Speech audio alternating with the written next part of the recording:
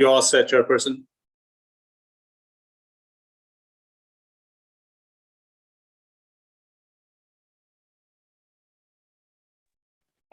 All right. Hello, everybody. Good afternoon. This meeting is taking place entirely by teleconference via Zoom. The public is accessing the meeting via the Santa Ana City YouTube channel or the city's website. The commissioner members and I, along with the recording secretary and city staff, are in different locations. Please bear with us as the technology may disrupt the flow of the meeting. Again, hi, everybody. Good afternoon. I hope you are all well. I would like to call the February 2nd, 2022 Youth Commission special meeting to order at 4:38. Will the recording secretary please call roll? Thank you, Chairperson. Commissioner Tucker? We have a Commissioner meeting. Ruelas? Yeah. Yep. So Commissioner Sarmiento? no problem. Commissioner Nguyen? Commissioner Cabrera? Present. Commissioner Huiza? Present. Chairperson Berdin? Here. Chairperson, you do have a quorum until Vice Chair Huiza departs the meeting, or we do have somebody else that comes in. All right, sounds good. Would everyone please join me in the Pledge of Allegiance? I pledge allegiance to the flag of the United States of America and to the republic for which it stands, one nation, under God, indivisible, with liberty and justice for all. Thank you. Continuing. Today we have a presentation on the agenda. I'll turn it over to Recording Secretary Sandoval. Thank you, Chairperson Berdin. Chairperson and members of the Youth Commission, today we have a brief presentation from Americontrack and Ms. Alejandra Cook and her staff. Ms. Cook, it's all yours.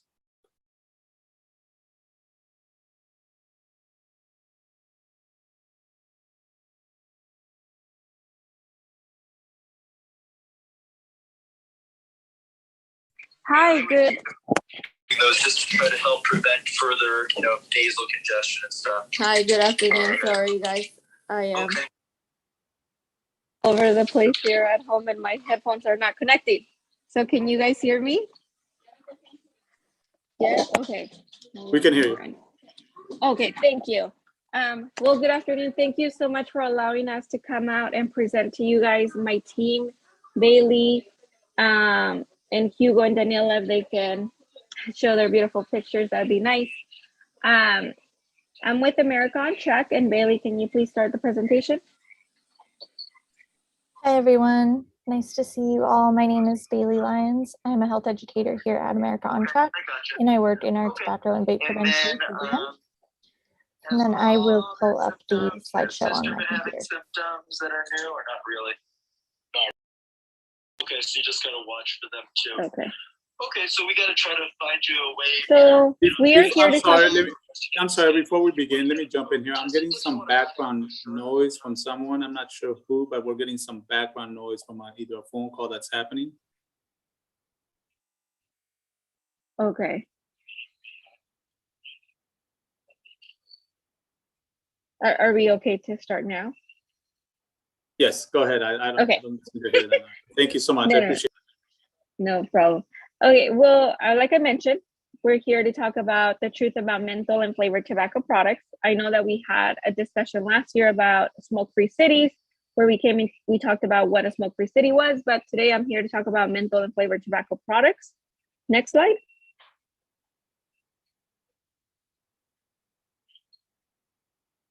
So I am here with Americontrack. Like I mentioned, we've been in the community of Santa Ana for more than 27 years, and we serve more than 44,000 Orange County children and families each year. So what we do is we support families and we strengthen communities through life transforming programs, and we also do a lot of build youth leadership. And we have two of our youth leaders in our program here. But I'm gonna let Bailey Daniela introduce herself. She's one of our youth leaders, and then Hugo, if he can introduce himself and talk a little bit about more what they do in the program with us. Hello, my name is Daniela Hernandez. I am 17 years old, and I've been in this program for 3 years now. We do a lot of advocating for smoke-free cities and flavor bans.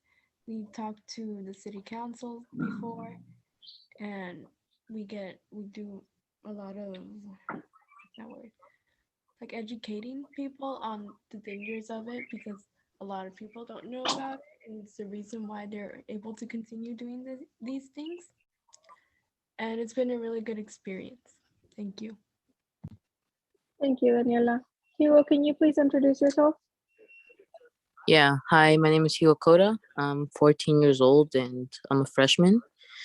What we do around here is basically like we educate people on what goes around and like what's really the truth behind these products.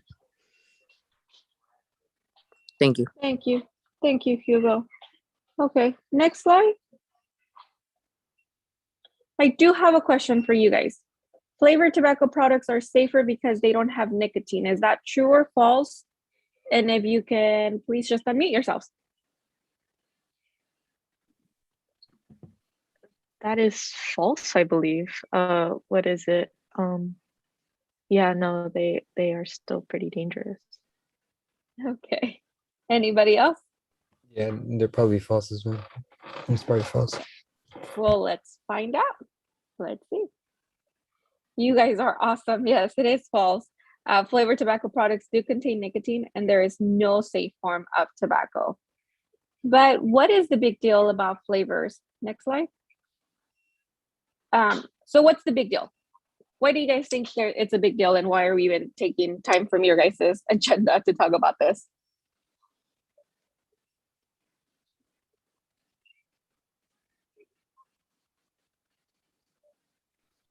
Can you repeat the question? I didn't hear you. Yeah, no problem. So what's the big deal about flavored tobacco products? Like, why are we even talking about it? Because it's common, it's flavors that we like mostly like are used to and stuff. You get me, right? Something like that. Mm-hmm. Yeah. So it's that's- something that it's common of flavors. Yeah. It's also targeted towards youth. It's very true. That has no like nicotine or like addictive substances in there, and so that's Very why everyone's like addicted to people like vaping and stuff. Sorry, I am at a soccer game. Sorry. No problem. Very good answers. Anybody else before I go on to talking? I find that these are most these are most used and marketed, like they're marketed to the youth, and they are also most used by the youth. Like literally, it's happened to me at school where I walk into a bathroom and there's people walking out, and then the sweet smelling cloud just hits me. I'm like, oh dear. Yeah. Very true, Mia. Okay, so stay with that one. Okay, we'll talk about that in a little bit. Okay, so the video, please.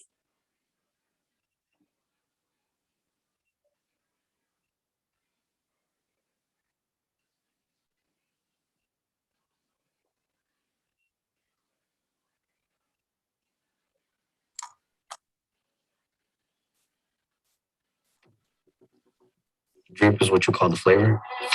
There's a lot. Some that taste like pancakes, coffee flavor. There's cotton candy, bubblegum, peppermint.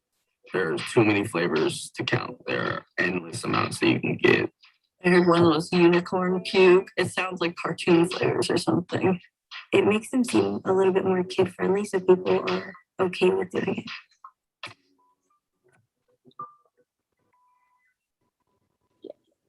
Yes, so that is very true, everything that you guys said. But next slide.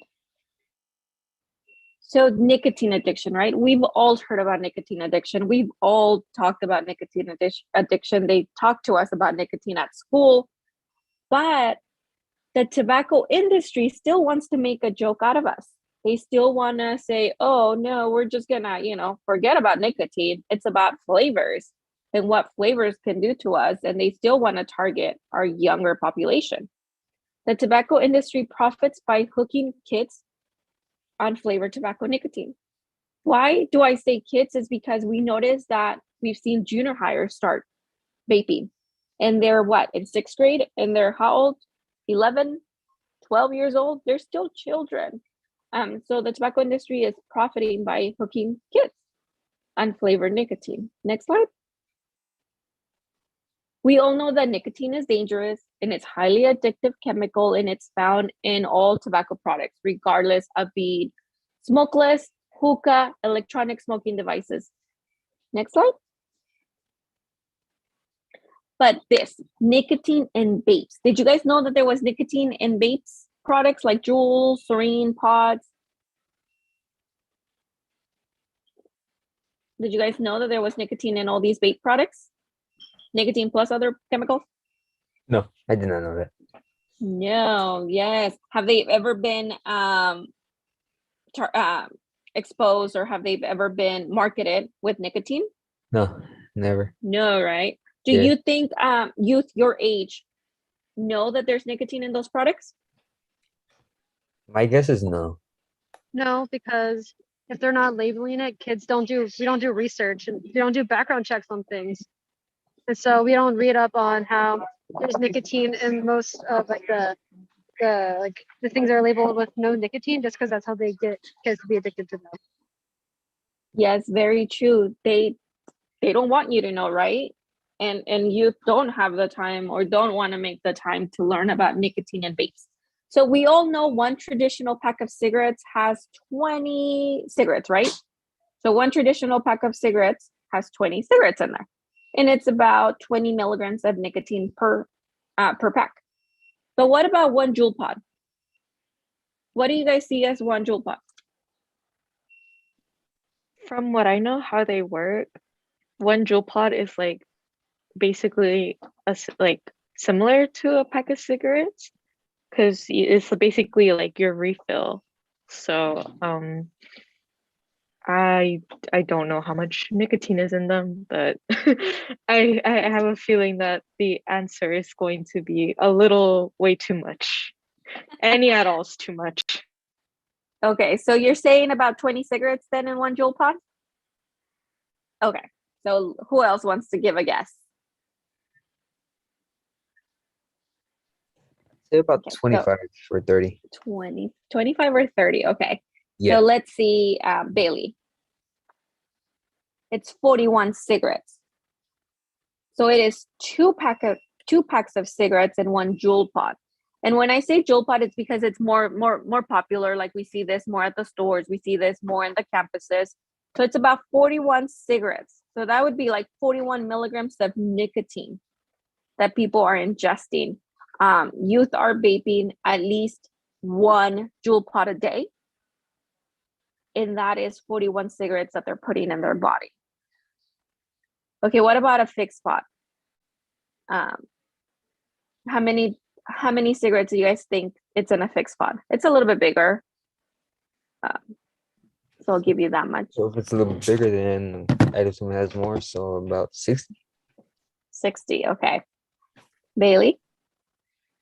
It's 75 cigarettes. So it is a lot of cigarettes in one. And then we know that as youth become more addicted and more hooked, they're looking for something to do more of. And this is where we see those fixed pods. But what about a Serene pod? I see this more with like the older youth, like the ones that are in high school and college. I see this more with them. Do you guys know how many cigarettes are in one Serene pod, or do you guys want to guess? So if it I assume it's bigger, correct? Correct. So at least 100 or more. Okay, let's see, Bailey.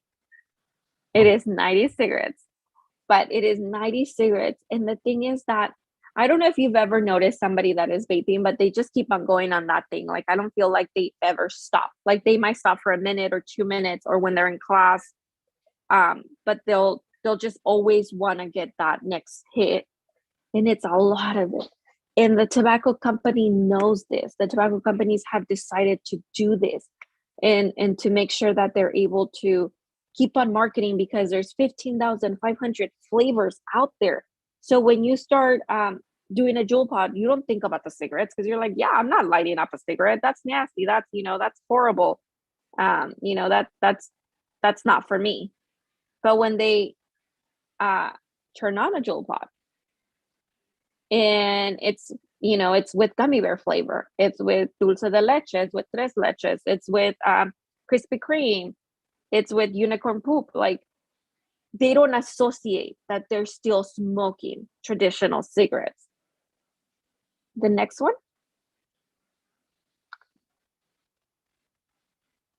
So what we've noticed is that there's a vape bridge to cigarettes. Teens who vape are 7 times more likely to report to cigarette smoking. So now it's the other way around. When youth started vaping, now they're moving into cigarette smoking, like the traditional cigarettes.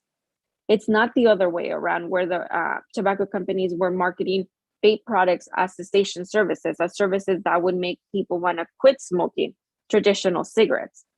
Now it's the complete opposite. Youth are smoking, are vaping, and then they're moving on to traditional cigarettes.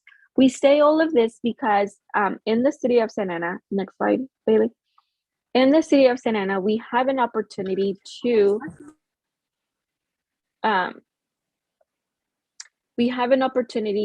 move forward with a menthol and flavor ban tobacco, ending the sale of flavored tobacco products for the city. And what we want is for the city council to adopt and implement an ordinance that would end the sale of all flavored tobacco products in all locations without any exemptions, including hookah products. So we wanted to get. I don't want to interrupt, but I have to go now. Thank you for the presentation. I would love to hear further about it. My commissioners about the presentation. Thank you for joining. I have to go now. Bye, guys. Thank you. Bye. Bye, Commissioner Wizar. Commissioners, this is recording secretary. We are good to go. Commissioner Sarmiento logged in, so we still have a quorum. Awesome. So what we would want is for all of you guys, we are collecting endorsements. So if there's anybody that you know or you yourselves can sign this endorsement to support our fight on ending the sale of all flavored tobacco products for the city of Santa Ana. If you guys can sign it, I will be emailing it myself, or Bailey can email it to Bill and he can send it to you guys. But we would also want, as a youth commissioners, if you can sign one as a group, so we can bring it to City Council February 15th. We are supposed to be having our first reading of the ordinance, so we are encouraging anybody that lives in Santa Ana, that works in Santa Ana, to come and support and speak in favor of ending the sale of all flavored tobacco products for our city. We know that this will help a lot of our youth to stop, to prevent them from starting, or to help them with ending. Because if they can't purchase it in their local store, if they can't purchase it, in anywhere that it's being sold right now, then that will prevent new addictions, new addicts. And it would also help people that are already addicted to these products to quit. Does anybody have any questions? I actually really like this initiative, but one question I do have is, how will this stop the sale of illegal tobacco and I guess tobacco products and all of that? Because chances are when kids are out there buying those products, they're not going to their liquor store. That's mostly for adults or people that are already legally of age. Maybe sometimes they have a fake ID, but chances are they're not going to a store. They're buying it from their friends, and they're being outsourced from different I don't even know where they come from. They just appear. You see your friend's Snapchat store, they're like, oh yeah, selling carts or whatever. They're not, chances are they're not buying from a store. And if they're already doing something illegal, how will this law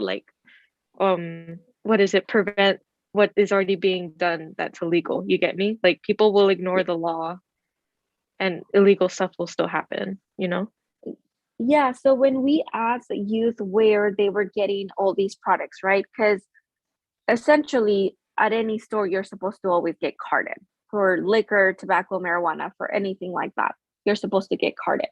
So what they were saying is that they were getting it from older people, 21 and older, because that's people that can buy it.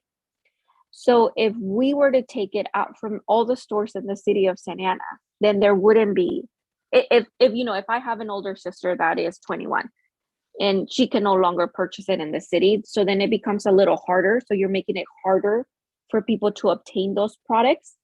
And when it comes to purchasing it online, it's really hard. Like I've tried purchasing products online without showing my ID, and even like going into like the private sites and off the sites and stuff like that, and they won't sell it because they do the verification of the ID and your picture with the ID. So it's really hard to purchase it online, like, you know, you would say like the black market type of deal. And we've noticed that in other cities that these products away from, then less people are willing to go through all the trouble, especially if you don't drive, if you can't go to the next city, and if the next cities are also adopting these ordinances, it becomes harder and harder. And we want to step ahead of the game from the state, because the state in November 22, they're going to bring back SB 793, and they're going to want to vote on this. And we will be encouraging people to vote yes on SB 793 that would prohibit the sale of all flavored tobacco products in California. But we want to be ahead of the game, right? We want to be cities are ahead of the game. So Buena Park just adopted theirs last July, and they're starting to implement in March. So they've already started telling all the merchants, right? Because we want to work with the merchants. We want to work with them to make sure that they understand that it is not a negative towards them. We just don't want youth to start. And we know that when they sell these products, it's not 100% of their income source that is coming from these products. Because they can sell traditional cigarettes. It's just flavored tobacco products that will be taken out of the market in all the stores. So what we want is for them to understand, okay, you need to ask for ID. You need to sell out all the products that you have in your stores right now. So it's not a negative, it's a positive that we're trying to make Santa Ana healthier and our youth healthier as well. So it's been successful in that communication that we've been having in Buena Park. But I do understand what you're saying. So if we take it out, where else are they gonna find it? Where else? You know, so I feel like we can protect the youth from starting. Like, you know, if we have younger siblings, we can protect them from starting. If youth want to start, then I think it's going to be a little harder for them to find these products in our community. But if we can protect our younger kids, then I feel like we're making a big impact and we're moving forward towards a healthier community. But that was a great question, Mia. Yeah, thank you. And also I just realized if it's outlawed, like by typical like conventional means, like you just go to the store, you ask someone to buy it for you, it'll also drive up costs, like from secondhand sellers. So yeah, okay, thank you. Thank you. Anybody else have a question? Thank you, commissioners, and I want to thank Americontrack and Alejandra Cook and her staff for providing us with this information. Commissioners, this information, the presentation is available on the agenda that was provided to you, so you're more than welcome to look at that. And if you have any questions or concerns, always feel free to reach out to me, or you can definitely reach out to Ms. Cook at Americontrack. Thank you, Ms. Cook. Yes. We do appreciate that. Thank you. Okay, so Bill, either myself or Bailey will email you with the endorsement. If you guys can please sign it. Would you guys think that that would be something that you would be in favor of helping us? That's something that you guys will discuss. Yeah, definitely email it to me, and then I will go ahead and discuss with the department manager and director. Okay, perfect. Thank you so much. And you guys did receive the whole presentation. I just didn't want to take a lot of your time, but the whole presentation is there, so it goes into way more detail. So please let me know if there's any questions. Our office number and our cell phone number is there, so you can always text message us and we'll respond. or you can email us and we'll respond as well. But thank you so much. And we will be having an emergency youth town hall next Tuesday. And I will send the information to Bill so then that way he can dispense it to you guys. But it would be next Tuesday. And it's an emergency town hall. So we are having a lot of great speakers and a lot of youth giving testimony. So please, if you can come out and hear us out, that would be awesome. If you guys want to be part of it, that would be amazing as well. We know that you guys have a lot of great information that you can provide to our council members. So that would be great if you can also join us. Claire Braver, our executive director, joined. So thank you so much for your time. I will be emailing Bill with all the information if there's any more questions that we can answer, but thank you for the time that you have given us. Thank you, Alejandra. Thank you so much. Thank you so much for this presentation. It was very informational, and I believe I can't speak for everybody, but I am very interested in signing this letter of endorsement. Thank you, Mia. We appreciate it 1,000%. Okay, recording secretary, shall we move on? You're all set, Chairperson. All right. Next on the agenda is a time for public comments. Recording secretary, does anyone wish to speak? Chairperson Berlin, at this point in time, we do not have any public comments. All right, then. Next on the agenda is the consent calendar. Item 2 and item 1 and number 2 is the minutes of the special meeting of January 5th, 2022 and excused absences. Do we have a motion to approve the minutes of the January 5th, 2022 special meeting and excused absences? Motion to approve.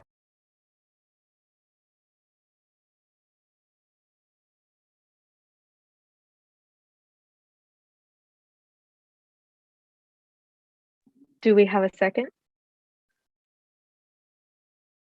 Sorry, I approve. All right, then. That's the end of the consent calendar. Moving on to the business calendar. Today we have 2 items listed on the agenda.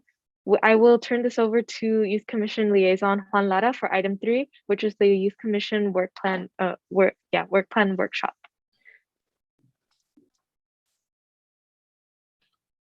Good afternoon, commissioners. Hope everyone's doing well. Just wanted to connect with you as you were updated via email by Recording Secretary Bill Sandoval. All of the plans or the goals on your work plan actually need to be worked on as an ad hoc committee based on feedback we received from the clerk of the council.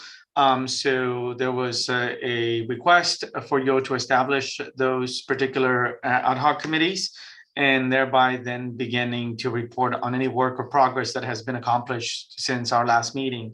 So having said that, do we have an update, chairperson and individual members of the ad hoc committees, as to the working committees and any work or progress that's been accomplished on any of the individual goals?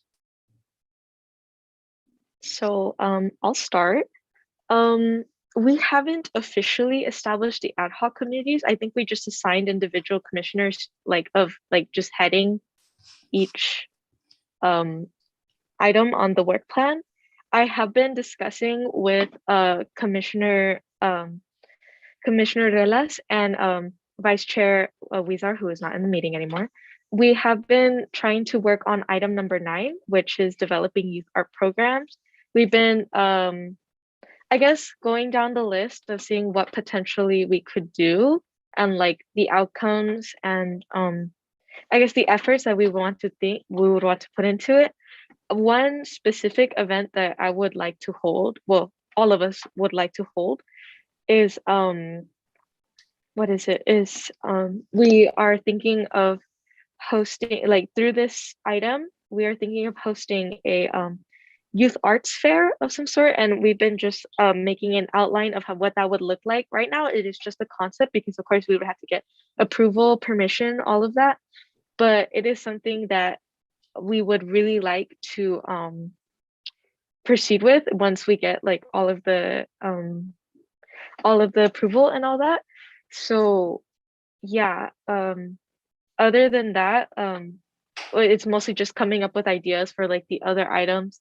I believe Commissioner Wynn, who was here at the last meeting, but is not here right now, was put in charge of the other priority, which was it was the financial literacy one, wasn't it? I don't remember. It was another one, but I have not been in contact with him. So yeah, I don't know what work outside of I guess that mini what is it, mini ad hoc committee, non-official, of me, Commissioner Relas and Vice Chair Weezer have been doing. I will try to reach out to the other commissioners and see what they are up to. But yeah, the floor is open to anybody else for updates. I do have a small update for my special project, the financial literacy workshop for youth. I've talked to some teachers the past week if they were interested in doing this and hosting it in my school, specifically Santa Ana High School. And they said that youth do need some help with financial literacy. So I'm maybe gonna talk to the principal in the coming weeks if like we could set up something for my school, like a little experiment to see how it goes out and stuff. But that's all I have for my project.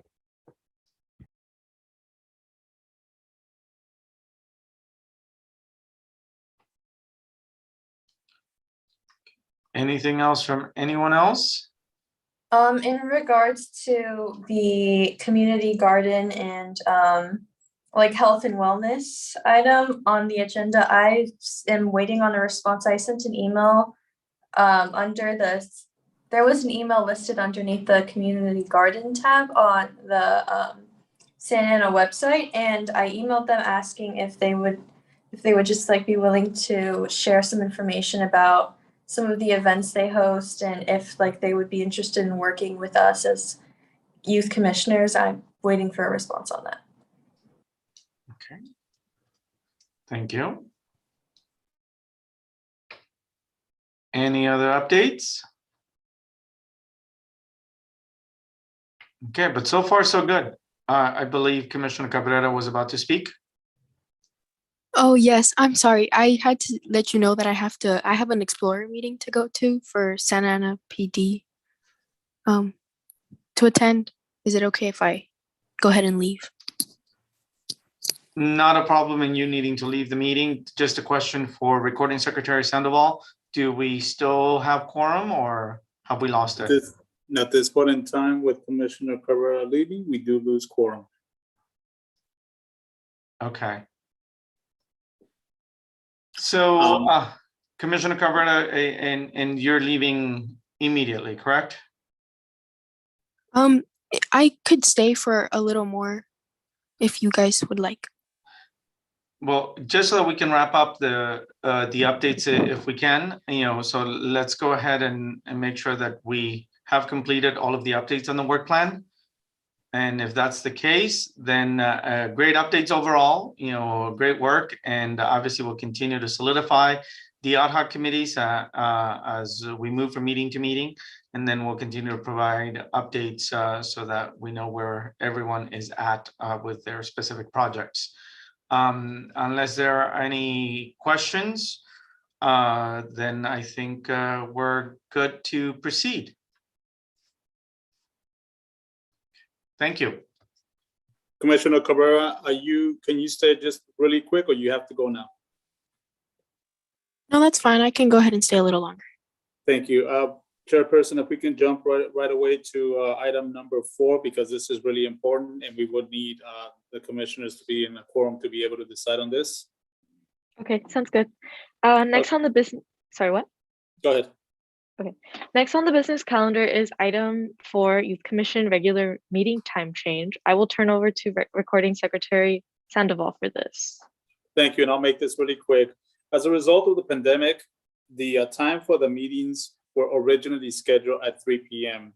However, with school now providing classes on site, the suggestion is to move the regular meetings to 4:30 p.m. how we've been holding it, so it can become our regular meetings. So the bylaws are very flexible with the time, not with the day. So at this point in time, right now, the recommended action is for the commission to approve the regular meeting time from 3 p.m. to 4:30 p.m. I will need a motion in a second.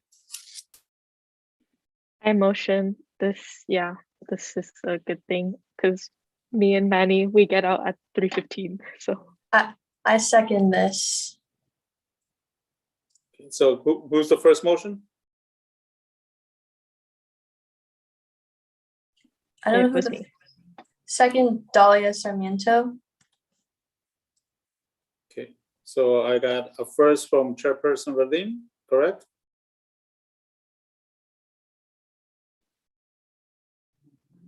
Yeah. All right. All right. All those in favor? Yes. Thank you. So then our regular meetings from now on are going to be at 4:30. We will no longer be classifying them as special meetings for this specific time change now. Thank you for that.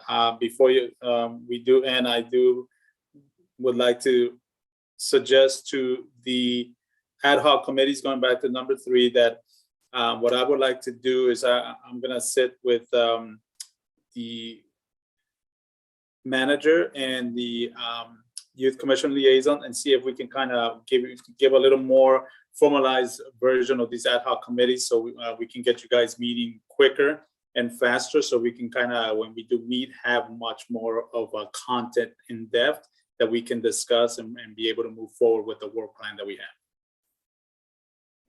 Okay, that sounds good. So, all right then. Next on the agenda are commission comments. This is the time for each commissioner to provide comments if you wish, but it is not required. Half of the people are missing, so we will start with Commissioner Cabrera of Ward 2. I have nothing to add today. Thank you. All right, thank you so much. Moving on to Commissioner Sarmiento. Nothing to comment. Thank you. Okay. Commissioner Relas. Nothing to comment at the moment. All right, then I am the last one, Chairperson Verdeen. So real quickly before we end, I know you had to go, Commissioner Cabrera, but Vice Chair Weezer and I have been talking, and she has recently got into contact with this lady at this of the Santa Ana Unified School District. She's also on the, I believe, the Arts and Culture Commission. Basically, she reached out. She wants to have a meeting with, she invited the Youth Commission to a meeting. It's not very official. She said that Commissioner Weezer is welcome to invite anybody, as well as anyone on the Youth Commission. If you guys would like more information on that, like feel free to reach out. It is not much in an official capacity, but we are thinking the meeting will take place sometime after 1 p.m. on this coming Friday. It'll be basically to discuss just arts regarding to youth in general. And she has also given I need to discuss this further with Recording Secretary Sandoval, but basically she proposed the idea of the Youth Commission possibly having a booth at Boca de Oro, which is for those who don't know, is the SAUSD basically arts festival where groups perform. It's just like it is an arts festival. So I will get in contact with Bill about that. But other than that, like, no comments. Good job today, guys. Thank you, Chairperson Verdeen. And yeah, if you can give me that information of the individuals that you spoke with, that would be great, so I can follow up with them. All right, sounds good. Any more comments? Or are we good to go? I believe you're set. All right, then this is the conclusion of the meeting. The next meeting will take place on Wednesday, March 2nd, 2022. We are adjourned at 5:17. Thank you, guys. Thank you all. Goodbye. Thank you. Take care.